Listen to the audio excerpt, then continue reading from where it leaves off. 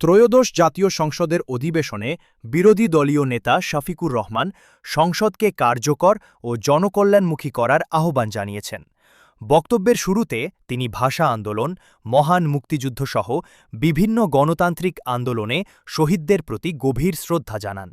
বিরোধী দলীয় নেতা বলেন, বর্তমান সংসদ গণ আন্দোলন ও মানুষের ত্যাগের ওপর দাঁড়িয়ে গঠিত হয়েছে।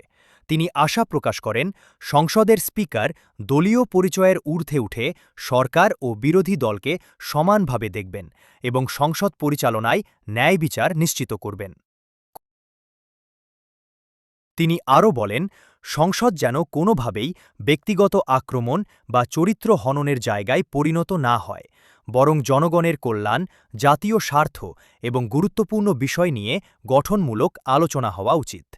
তরুণ সংসদ সদস্যদের উপস্থিতিকে ইতিবাচক হিসেবে উল্লেখ করে তিনি নতুন প্রজন্মের কাছ থেকে দেশ গঠনে ইতিবাচক ভূমিকা আশা করেন।